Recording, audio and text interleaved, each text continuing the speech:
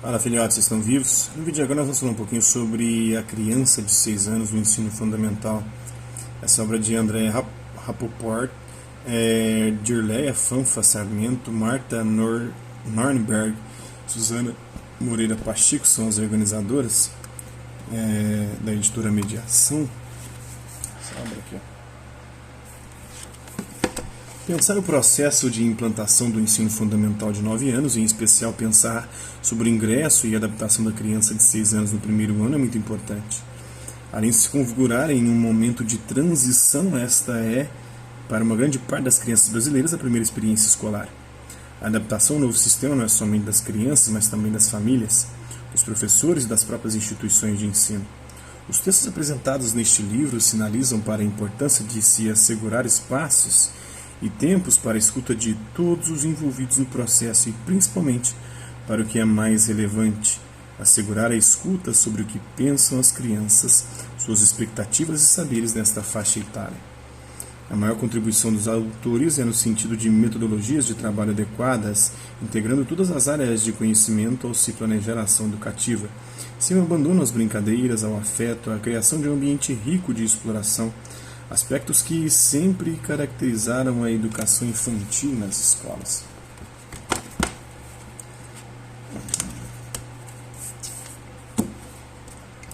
Aos 6, 7 anos, observa-se uma mudança na sua participação em jogos que envolvem regras, e ela ingressa no estágio da cooperação, no qual, além da compreensão das regras, o objetivo ao jogar passa a ser vencer. Neste estágio, segundo Wadsworth, em 1992, é possível verificar que, eventualmente, a falta de concordância sobre as regras e a ênfase na vitória as leva, muitas vezes, a gastar mais tempo discutindo as regras do jogo do que jogando realmente.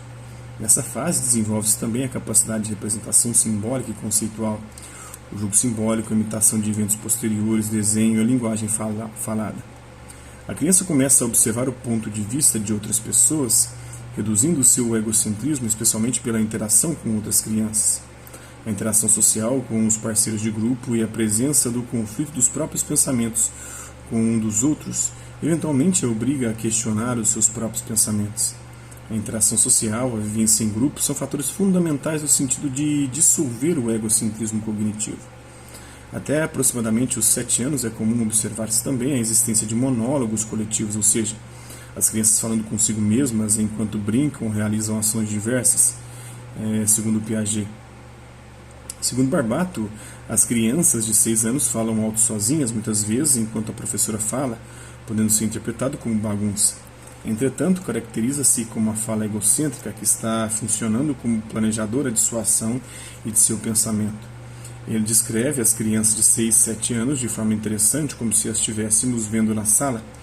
Elas se movimentam muito pela sala, usam os dedos para contar, apontam, se espreguiçam, quase se deitam nas mesas quando tentam resolver a atividade, trocam de lápis, deixam cair objetos. O fim desse período acontece quando as pré-operações tornam-se operações mentais mais complexas e dão início ao que se chama de estágio operatório concreto. Um exemplo da diferença de um estágio para o outro é a conhecida experiência da conservação da substância de Elder e Piaget. Se pegarmos 2 cilindros de massa de modelar iguais e perguntarmos a uma criança pré-operatória o que acha a respeito, ela pode concluir que ambos são semelhantes. Todavia, se transformarmos uma dessas porções em uma bolinha, as crianças pequenas tendem a acreditar que há uma diferença na quantidade de material de uma e de outra. Por que acontece isso?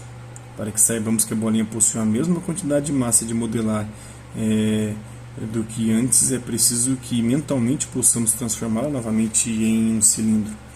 Essa transformação exige que se faça uma operação mental reversível, a qual é capaz de retornar uma ação ao seu começo.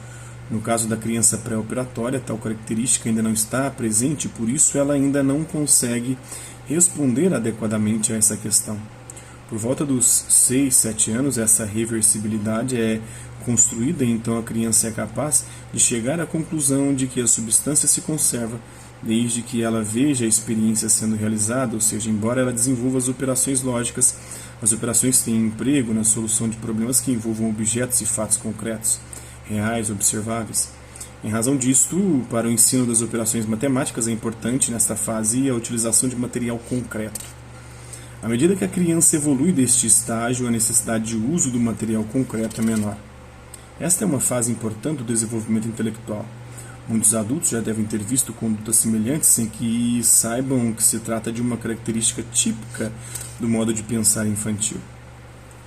Algumas crianças não se dão por satisfeitas ao receberem um pedaço de bolo para levar à escola. Contudo, estão contentes quando esse mesmo pedaço é partido ao meio, pois agora são 2 bolos. Outro exemplo do cotidiano que pode ser largamente encontrado é o fato de se tomar sorvete devagar. A criança come o seu sorvete vagarosamente porque assim tem mais. Isso equivale a pensar que a quantidade de sorvete se modifica em função do tempo que gastamos para consumi-lo. Já no pensamento operatório concreto, a criança pode resolver problemas de conservação. Como seu pensamento é menos egocêntrico, ela pode descentrar suas percepções, bem como acompanhar as transformações e realizar operações inversas. Ainda que a maioria das pessoas não se dê conta dessas características tão peculiares do modo de pensar das crianças, é importante que os professores estejam atentos para que possam entender os diferentes modos de pensar dos estudantes. Quando a criança ingressava no sistema escolar aos 7 anos, esperava-se que ela já estivesse em um estágio mais elevado do desenvolvimento cognitivo. Supunha-se que todos os estudantes, ao entrarem na primeira série do ensino fundamental de 8 anos, pudessem operar concretamente sobre os conteúdos. Iniciava-se imediatamente o ensino da escrita e da matemática, mesmo sem saber se as crianças estavam preparadas para isso ou se já haviam entrado em um estágio que permitisse compreender os conteúdos propostos. Por exemplo, para que se possa compreender o conceito de número, é preciso que antes se conserve a quantidade, segundo em Elder e Piaget, o que demanda a reversibilidade e operações específicas do estágio operatório concreto. Dada a diversidade entre as crianças nessa transição entre os estágios pré-operatório e operatório concreto, o primeiro ano configura-se como esse período em que as crianças podem e devem experimentar, com riqueza de atividade intelectual, os conteúdos escolares. Podem fazer essa aproximação através do brinquedo, do teatro, das artes. Podem elaborar produções de suas vidas e pensar sobre, por exemplo, o caminho que fazem para chegar até a escola. Enquanto a educação infantil está voltada para o exercício do pensamento em termos de imaginação e espontaneidade. O primeiro ano volta-se para os diversos níveis de raciocínio que ali se encontram, mas em busca de uma atividade mental um pouco mais rigorosa, que visa a construção das operações concretas. As atividades a serem propostas às crianças devem se ocupar do caráter interativo que proporcionam. O que a criança vai pensar para resolver esse problema? O que é preciso saber para chegar a uma solução? É necessário estar atento às estratégias que as crianças desenvolvem para resolver os problemas. O professor precisa ter um olhar de pesquisador, segundo Silva, ocupando-se de investigar como os alunos pensam. Assim, ele pode aprimorar suas atividades e proporcionar desafios que permitam às crianças interagir com o mundo a fim de aprender cada vez mais. Segundo Freud, latência e sublimação são as 2 características principais da criança de 6 anos.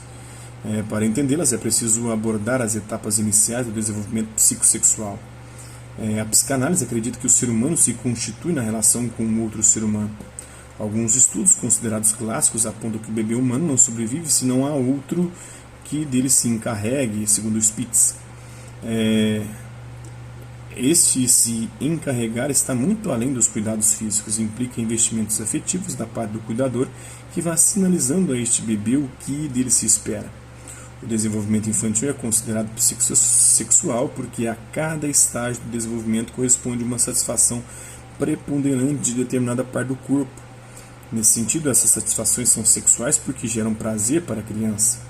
O desenvolvimento psicossexual ocorre por meio de fases sucessivas de acordo com a satisfação dos impulsos, a partir dos quais a criança se relaciona e vai constituindo o mundo e os outros. Por isso que a pedofilia às vezes acaba marcando de forma indelével a criança, porque ela acaba, a Damares tem razão nisso, dizendo que a criança às vezes sente prazer naquilo. E sente mesmo, né? E aquilo acaba virando um misto de trauma, de repulsa e prazer. Assim temos na infância a fase oral, a fase anal, a fase fálica e a fase da latência. A criança de 6 anos deve estar passando pela fase da latência. Na fase oral, a criança conhece e percebe o mundo através da boca. É por esta zona que o bebê satisfaz os seus impulsos ou pulsões. Pulsão é um conceito limítrofe entre o somático, entre o corpo e o psíquico, a mente, segundo Freud. quando do aumento de uma tensão. À medida que o bebê vai se desenvolvendo, aos poucos seus pais ou cuidadores vão lhe apresentando e falando sobre o seu entorno, sendo importante para seu futuro o acesso à diferenciação eu outro. A partir das primeiras experiências de satisfação e frustração, o bebê vai registrando as experiências agradáveis e desagradáveis no aparelho psíquico iminente, fazendo com que sejam representadas, modificando aquelas que já se encontravam escritas. Neste processo se percebe como as primeiras relações afetivas influenciarão o acesso às aprendizagens futuras que estarão de acordo com a apreensão do mundo nos primeiros tempos de existência. Supõe-se que neste primeiro período está o esboço das futuras sublimações, tão importantes para o acesso da escolaridade formalizada pela escola, segundo Ferrari e o Sordi. Então é isso, espero que vocês tenham gostado do vídeo. Quem curtiu, dá um like, quem não curtiu, dá um dislike. Quem se interessar pelo conteúdo do canal, é só se inscrever, ativar o sininho e guardar os próximos vídeos e as próximas notificações. Deixe também seus comentários, o que você tem achado dos vídeos, sugestões de temas e assuntos para serem abordados em vídeos posteriores. E colabore com o nosso canal, compartilhe os nossos vídeos e ajude-os a chegar ao maior número de pessoas possíveis.